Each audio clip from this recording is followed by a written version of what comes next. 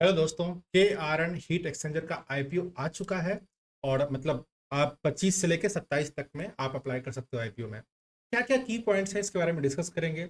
Video को मैं अच्छे से एक्सप्लेन करूंगा। शुरुआत के कुछ मिनट्स में आपको सारे अपडेट देता हूं क्योंकि ऑलरेडी आज से अप्लाई करना चालू हो चुका है। तो चलिए मैं लेकर चलता हूँ आपको अपने स्क्रीन पे। और एक मिनट, ये देख रहे हैं आप मेरा स्क्रीन। तो देखिए आज का क्या अपडेट है ये मैं आपको बताता हूँ।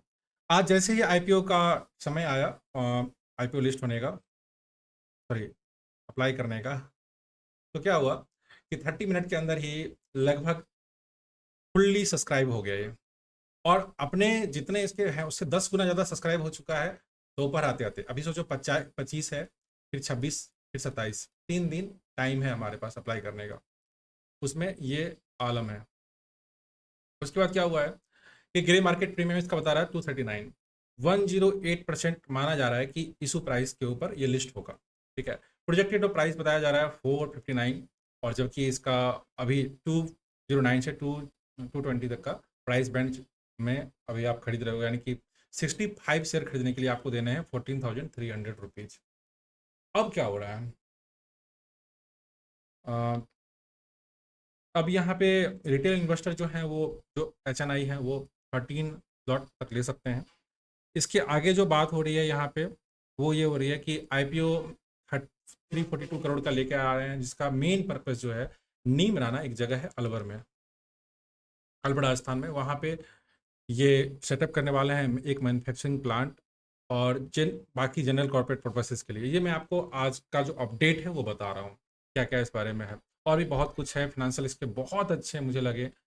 रेवेन्यू काफ़ी अच्छा, एबिलिटा पैट बढ़ा रहे हैं ये बार बार, एबिलिटा मार्जिन भी ठीक है, पैट मार्जिन काफ़ी सब कुछ अच्छा है। मैं आपको दिखाऊंगा भी, अगर आप वीडियो को पूरा देखोगे तो मैं बाकी सारी चीज़ें बता रहा हूँ। ये सारा टेक अवेज है। चलिए मैं आपको लेकर चलता हूँ अगले अपने। मैंने एक पूरा का पूरा रिसर्च पेपर इसके लिए बनाया था, जिसमें मैं एक ई बुक टाइप का चैप्टर वाइज इसको लिखा है। यहाँ पे आप देख सकते हैं कि क्या होता है ये। लोग बोल रहे हैं, कई लोग समझ नहीं पा रहे हैं कि ये HVAC क्या है। एक मिनट रुकिए, ये HVAC क्या है। ये फुल फॉर्म होता है, या एक्रोनिम में कहो तो हीटिंग, वेंटिलेशन और एयर कंडीशनिंग का। ये इसमें काम करता है HVAC प्लस रेफ्रिजरेशन।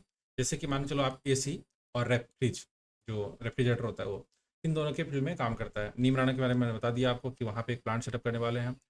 थोड़ा सा इसमें रिस्क है, वो रिस्क के बारे में मैं आगे बात करूंगा। इसके बाद हाँ, क्या होता है फिनट्यूब। कई लोग ये समझ नहीं पा रहे हैं कि फिनट्यूब टाइप का जो हीट एक्सचेंजर बनाते हैं वो क्या बनाते हैं। आपने देखा होगा आपके फ्रिज में पीछे से ये लगा होता है, या फिर AC के अंदर भी कुछ ऐसा टाइप का आइटम लगा होता है।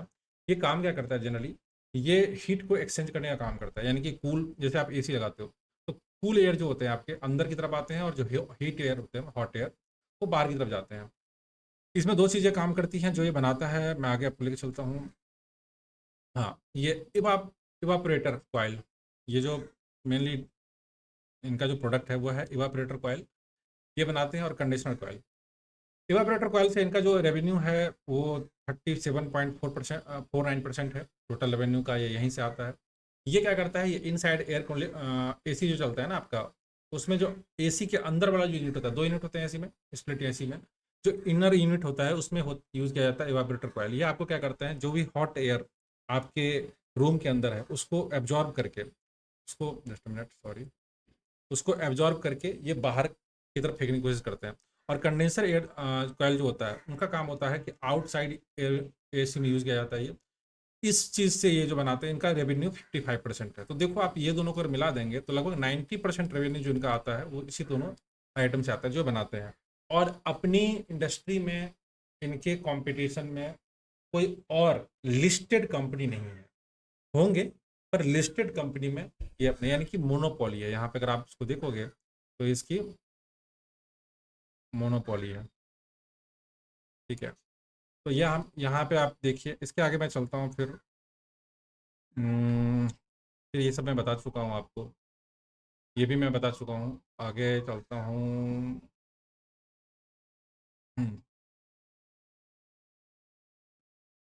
Just minute. ये एक चीज़ है कि इनके क्लाइंट कौन कौन से हैं, ये मैं आपको एक्सप्लेन करना चाहता हूँ। मैं थोड़ा दूसरा पढ़ लेता हूँ। इनके क्लाइंट हैं डाइकिन। इनके सबसे बड़े क्लाइंट है डाइकिन, क्योंकि 33%, यानी कि 1/3 जो सप्लाई करते हैं कस्टमर जो हैं वो डाइकिन डाइकिन का आपको पता है एसी आता है। उसके अलावा अगर आप देखेंगे जो इनका कस्टमर का डिस्ट्रीब्यूशन है वो कैसा है कि 33% ये सिर्फ एक क्लाइंट को सप्लाई करते हैं। टॉप 5 क्लाइंट जो है इनके डाइकिन के अलावा कौन कौन से हैं? स्नाइडर्स इलेक्ट्रिकल और कैरियर और ब्लू स्टार।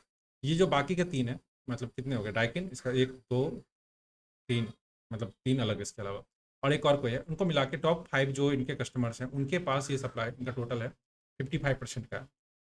यानी कि सिर्फ 5 कस्टमर इनके सबसे इंपॉर्टेंट कस्टमर हैं। क्योंकि देखो ये जो है ना, ये B2B बिजनेस है ना।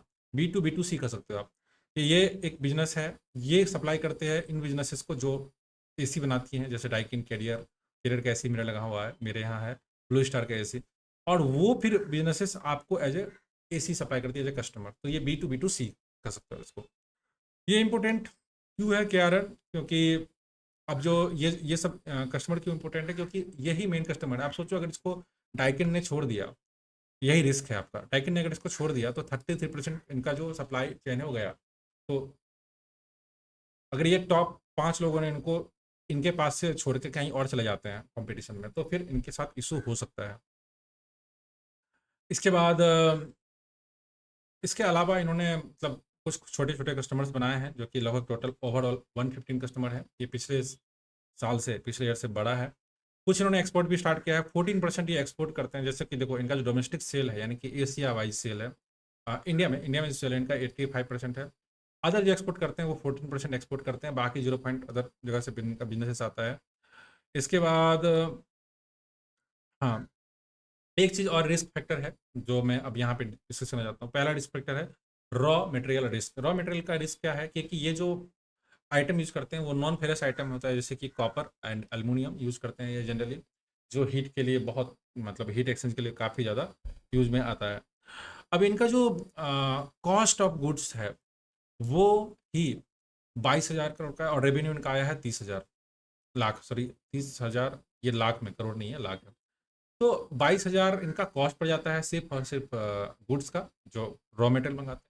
रेवेन्यू इनका आता है 30,000। तो इनका जो बचता है, ये रेशियो जो है कॉस्ट पर रेवेन्यू रेशियो, वो 73%। अब ये चीज़ दिखा रहा है कि इन्होंने यहाँ पे काफ़ी, मतलब अगर अगर सोचो कि ये जो कॉस्ट, ये जो GS बाई रेवेन्यू का जो इनका है, कॉस्ट पर रेवेन्यू जो इनका है, अगर कॉस्ट इसकी बढ़ जाती है, क्योंकि ये बाहर से इंपोर्ट करते हैं, अगर इसकी कॉस्ट बढ़ जाती है तो रेवेन्यू इनका अगर कांस्टेंट भी रहता है तो भी इनका चलाना, क्योंकि अगर रॉ मटेरियल का प्राइस बढ़ जाएगा तो इनका रेवेन्यू में से ज़्यादा चला जाएगा और प्रॉफिट इनको कम बचेगा। स्मॉल डिपेंडेंसी इनका क्या है, ऐसा सॉरी सप्लायर डिपेंडेंसी क्या है कि इनफैक्ट 57.73% रॉ मटेरियल जो इनका आता है सिर्फ 5 सप्लायर से आता है। ये इंपॉर्टेंट है। 5 सप्लायर से, अगर ये 5 सप्लायर में एक भी इनको मना करता है, इनके लिए ग्रो करना मुश्किल हो जाएगा थोड़ा सा। लार्जेस्ट सप्लायर जो है वो इनको कितना सप्लाई करता है? टॉप 5 सप्लायर जो है वो इनको 14,000 लाख, 14,000 ये लाख में फिर है, कितने सप्लाई करता है? टोटल 10 सप्लायर इनको, टॉप 10 सप्लायर जो है 19 करता है। इनका जो मेन कंपनी है, ये सारे के सारे सप्लायर वो 3 कंपनी में मेनली है, मलेशिया, वियतनाम और साउथ कोरिया। यहाँ पे एक और प्रॉब्लम आती है जो आगे हम डिस्कस करेंगे, क्योंकि अगर कोई, जैसे अभी वार का समय चल रहा है, मतलब कहीं पे कोई जियो पॉलिटिकल टेंशन आता है, तो मलेशिया, वियतनाम या साउथ कोरिया से अगर इंडिया का रिलेशनशिप खराब होता है तो इनके बिजनेस पे इम्पैक्ट होगा। फॉरेन एक्सचेंज रिस्क क्या है? फॉरेन एक्सचेंज रिस्क क्या है कि ये जब सेल करते हैं, मैंने आपको बताया था 14% सेल एक्सपोर्ट करते हैं, तो इनका जो रेवेन्यू आता है उसकी वजह से जो इनकमिंग फॉरेन एक्सचेंज इनको आता है वो है 4,000 लाख में। और जो ये आउटफ्लो, क्योंकि बहुत कुछ इंपोर्ट करते हैं, रॉ मटेरियल सारा इंपोर्ट होता है बाकी के 3 कंट्री से, तो जैसा हमने दिखाया यहाँ पे मलेशिया, वियतनाम और साउथ कोरिया, तो इसकी वजह से क्या हो रहा है, जो इनका नेट फॉरेन एक्सचेंज आउटफ्लो है वो ज़्यादा है 15,000। ये एक रिस्क है, 15,000 लाख में है। इसके बाद कस्टमर कॉन्सेंट्रिक रिस्क, ये क्या है कि कस्टमर का कंसंट्रेशन मैंने आपको बता ही दिया कि जो डाइकिन है ये को सप्लाई करते हैं 33%, टॉप 5 को 55% और टॉप टेन जो कस्टमर हैं उनके पास इनका जाता है 72%। अब सोचो अगर डाइकिन ने मना कर दिया तो इनके पास एक रिस्क वो भी है। तो हम यहाँ पर रिस्क एनालाइज कर सकते हैं, कर रहे हैं सारा कुछ। Dependence on raw material import, वही मैंने बता दिया, मलेशिया, वियतनाम और साउथ कोरिया। 2024, हाँ ये सॉरी 78.17% उन्होंने यहाँ से मंगाया है सारा मटेरियल इन तीनों कंट्री से। आप देख रहे हो कुछ माल इनका चाइना से भी आता है, चाइना से हमारा रिलेशनशिप हालांकि 5% ही है। मेनली जो इनका है सबसे ज़्यादा वो है मलेशिया से और वियतनाम से और साउथ कोरिया से। तो अगर कोई भी जियो पोलिटिकल टेंशन होता है तो एक इशू इनके साथ आ सकता है। अब बात करते हैं फिनेंशियल ओवरव्यू क्या कैसा है इनका। तो इनका अगर हम बात करें रेवेन्यू फ्रॉम ऑपरेशंस, ऑपरेशंस इनको कितना रेवेन्यू आ रहा है, तो अगर आप देखेंगे कि 2000 ये जो ग्रोथ है मार्जिन पर ईयर,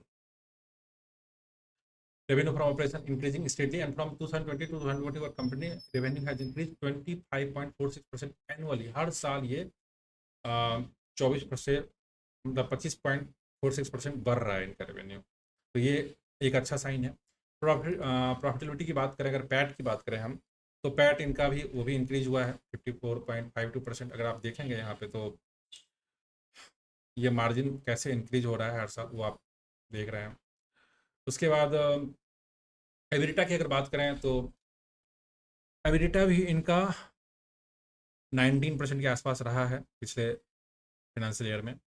और बस ना, अगर रेशियोज की बात करें तो अब बात करते हैं आर की, आर की। तो इनका अगर देखा जाए तो ऑल्दो द आर जो है वो इनका ड्रॉप हुआ है पहले से। अगर आप देखोगे तो 2022 के बाद 2023 में अगर हुआ है तो यहाँ पे था, फिर यहाँ के बाद ड्रॉप हुआ है। ड्रॉप जो हुआ है उसका मेन रीज़न ये है क्योंकि ये इन्वेस्ट कर रहे हैं, री इन्वेस्ट कर रहे हैं अपने अर्निंग्स को फिर से अपनी ग्रोथ के ऊपर। और अभी आपको पता है जो आईपीओ मैंने बताया आपको, आईपीओ भी आ रहा है राजस्थान अलवर में एक प्लांट लगाना है इसके ऊपर। इसके बाद इनका जियोग्राफिकल सेल्स क्या है, मतलब कहाँ कहाँ सेल कर रहे हैं। तो डोमेस्टिक सेल्स में अगर आप देखेंगे तो 90%, पहले 2022 में 90% था, अब उसको घट के थोड़ा 88% हुआ, अब 85% हुआ। यानी कि ये जो बाहर एक्सपोर्ट ज़्यादा कर रहे हैं, पहले 9% एक्सपोर्ट करते थे, फिर 11% इन्होंने एक्सपोर्ट करना चालू किया, अब ये 14% तक एक्सपोर्ट कर रहे हैं। अदर इनकम भी इनका कुछ खास नहीं, लेकिन जो मेन फोकस इनका है एक्सपोर्ट के ऊपर है। किसको एक्सपोर्ट कर रहे हैं ये कर रहे हैं एक्सपोर्ट एशिया में, नॉर्थ अमेरिका में और यूरोप में। सबसे बड़ा जो इनका मार्केट है वो एशिया में ही है। अगर आप देखेंगे 92% मार्केट था 2022 में, 21-22 में, लेकिन अब 23-24 में जो इनका मार्केट है वो एशिया में 58% रह गया। पर नॉर्थ अमेरिका में इनका मार्केट काफ़ी बड़ा है, जो पहले लगभग 0% था या 1% था, वहाँ से बढ़ के ये 23.55% नॉर्थ अमेरिका में इनका बहुत अच्छा रीच बढ़ा है। यूरोप की बात करें, यूरोप में भी इनका 6% है, 22% और 22% 17%, यानी कि ऑलमोस्ट यूरोप में भी अपना पाँव फैला रहे हैं ये, and that's a good sign. तो आ, आगे चलते हैं। मेन इसका जो इनका मार्केट है वो है नॉर्थ अमेरिका और यूरोप में चल रहा है। जो एक्सपोर्ट की बात करें अगर हम, फ्यूचर ग्रोथ क्या है इनका, आ, ये बाहर अपना फुटप्रिंट बढ़ा रहे हैं, इसके बारे में ज़्यादा बात की गई है यहाँ पे। इसके बाद हाँ, कुछ कस्टमर, डोमेस्टिक कस्टमर जो हर साल ये ऐड कर रहे हैं, तो इनके टोटल कस्टमर पहले 36 थे। ये न्यू डोमेस्टिक कस्टमर पहले 35, अब 30 हैं। न्यू इंटरनेशनल कस्टमर में काफ़ी बढ़ोतरी हुई, पहले 7 थे, फिर 9 हुए, फिर 18 की तरफ बढ़े हैं। तो ये जो कस्टमर इनका बढ़ा है, इंटरनेशनल कस्टमर्स इनके ज़्यादा मिल रहे हैं इनको।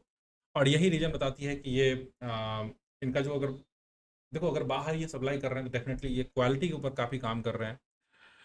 यहाँ पे सेम चीज़ बात की गई, एक्सपेंडिंग प्रोडक्ट ऑफरिंग, ये बाकी जगह भी जैसे डाटा सेंटर्स में अपना HVAC सप्लाई करने की कोशिश कर रहे हैं, फोकस ऑन इमर्जिंग मार्केट। अभी आप देखो कई लोगों को इन्वेस्टमेंट, ये मैंने बात मैं आगे कर लूँगा। अब यहाँ पे एक चीज़ मैं आपको लास्ट बताना चाहता हूँ, जो SWOT एनालिसिस हमने किया था, वो क्या है कि स्ट्रेंथ अगर देखें इनका, शॉर्ट एनालिसिस की बात कर रहे हैं, स्ट्रेंथ अगर देखें तो इंडियन HVAC मार्केट में इनका बहुत अच्छी पकड़ है। जो भी टॉप डाइकिन आपको पता है टॉप एसी में आता है, स्नाइडर्स, ब्लू स्टार, इसके अलावा वोल्टास और ये भी है, कैरियर भी है, यानी कि जो टॉप के एसी आते हैं उसको सप्लाई करते हैं। डाइवर्स प्रोडक्ट पोर्टफोलियो है इनका, एवापोरेटर बनाते हैं, कंडेंसर, ये दो मेन है जिसमें 90% इनका है। बाकी स्टीम कॉयल और मेटल पार्ट्स भी बनाते हैं। रेफ्रिजरेशन में है इनका इंक्रीज, इनका जो रेवेन्यू है काफ़ी इंक्रीज कर रहा है। यूरोप और नॉर्थ अमेरिका और यूरोप में इनका एक्सपेंशन हो रहा है। तो ये सब अच्छी है। वीकनेस क्या है, वीकनेस क्या है कि हाई कंज्यूमर कॉन्सेंट्रेशन है, 33% जो है इनका डाइकिन के पास सिर्फ जा रहा है, ये हम बात कर चुके हैं। तो इनका जो कस्टमर बेस है उनको बढ़ाना पड़ेगा। कुछ कस्टमर पे डिपेंडेंसी अच्छी नहीं है, अगर वो उन्होंने मना कर दिया लेने से, वो किसी इनके कॉम्पिटिटर के पास चले गए तो उनको दिक्कत हो सकती है। इसके बाद ये अपनी इन्वेंट्री लेवल के पर बात करें तो इनका जो कॉस्ट ऑफ गुड्स हमने बात करी थी शुरुआत में कि अगर वो कॉस्ट ऑफ गुड्स बढ़ जाता है तो इनका जो प्रॉफिट परसेंटेज वो घट जाएगा। तीसरा है कि डिपेंडेंसी है रॉ मटेरियल के लिए मलेशिया, वियतनाम और साउथ कोरिया पे 78% ये इम्पोर्ट करते हैं माल। उसके अपॉर्चुनिटी की बात करें तो ग्रोइंग मार्केट है एचबीएसी, अगर आपको पता है हर जगह अभी टेम्परेचर बढ़ रहा है, ग्लोबल वार्मिंग बहुत ज़्यादा बढ़ रहा है, इसलिए एसी की डिमांड बढ़ रही है, रेफ्रिजरेशन की डिमांड बढ़ रही है। बड़े बड़े मॉल्स जब बनाए जाते हैं तो मॉल्स में आपको पता है सेंट्रलाइज एसी लगती है, और इंडिया एक डेवलपिंग कंट्री है, आने वाला टाइम में इंफ्रास्ट्रक्चर बहुत ज़्यादा बूम पे जाने वाला है। ग्लोबल वार्मिंग की वजह से टेम्परेचर भी बहुत ज़्यादा बढ़ने वाला है। अभी मैं खुद बताऊँ तो हमने भी अपने बहुत सारे रूम में एसी लगवाया है, क्योंकि पहले हम सोचते थे कि यार एसी मतलब कार्बन डाइऑक्साइड फैलाता है, पॉल्यूशन में क्या बोला ग्लोबल वार्मिंग को कंट्रीब्यूट करता है, तो हम नहीं लगाएंगे। बट अब हमें भी एसी लगाना पड़ रहा है क्योंकि गर्मी इतनी ज़्यादा है, हीट वेव्स बहुत ज़्यादा बढ़ रहे हैं। इसकी वजह से आ, इनका जो इनका जो डिमांड है ना वो बहुत हाई जाने वाला है, और आपको देखो कि जो टॉप एसी के मैन्युफैक्चरर्स हैं वो इनसे माल खरीद रहे हैं। वोलेटिलिटी की बात करें तो इनका जो रॉ मटेरियल है वो कॉपर और एल्युमिनियम का है, और इसका जो कॉस्ट अगर राइज करता है एल्युमिनियम या कॉपर का, क्योंकि ऑब्वियसली बात है सप्लाई इनको इंडिया में मिलता नहीं है, बाहर से लेके आते हैं, तो ये एक थ्रेट हो सकता है रॉ मटेरियल के प्राइसेस की वजह से। स्टिप कंपटीशन, ये कंपटीशन देखो अभी क्या है, अगर मैं बात करूँ स्टॉक मार्केट में ये मोनोपोली है इनका, ठीक है, मोनोपोली है, फर्स्ट प्लेयर है ये स्टॉक मार्केट में। कंपटीशन बाकी लोगों से हो सकता है जो अभी तक लिस्टेड नहीं हुए हैं, अपने फील्ड का ये अभी मोनोपोली स्टॉक लिस्ट होने वाला है। इसके बाद जियो पॉलिटिकल रिस्क यही है कि अगर मलेशिया या वियतनाम से हमें हमारा कुछ प्रॉब्लम होता है, रिलेशनशिप बुरा होता है, तो हमें साथ इशू होता है। तो अब मैं आता हूँ फिर से स्क्रीन पे। तो मैं आपको ये बताना चाहता हूँ दोस्त कि ये सारा कुछ मैंने कोशिश की है हर डाटा को एक जगह कलेक्ट करने की। ये जो भी डाटा मैंने कलेक्ट किया है वो इनका KRN हीट एक्सचेंजर का जो प्रोस्पेक्टस है उससे हमने निकाला है। आप मैंने कोशिश की है, मेहनत की आपको समझाने की, ये मेरा पहला IPO रिव्यू है। आप मुझे बताएं ये वीडियो आपको कैसा लगा, अगर आपने अभी तक देख रहे हैं तो प्लीज़ सब्सक्राइब कीजिए चैनल को, और मुझे बताइए कि क्या आगे भी मुझे किस तरह के IPO रिव्यू देने चाहिए। मिलता हूँ फिर आपसे, तब तक के लिए मैं सबसे कहूँगा कि चैनल को सब्सक्राइब कर लीजिए। आपके कोई और सवाल हो तो ज़रूर पूछिए किसी और IPO के बारे में, मैं कोशिश करूँगा फिर से रिव्यू देने की इसी तरीके से डिटेल में। Thank you very much.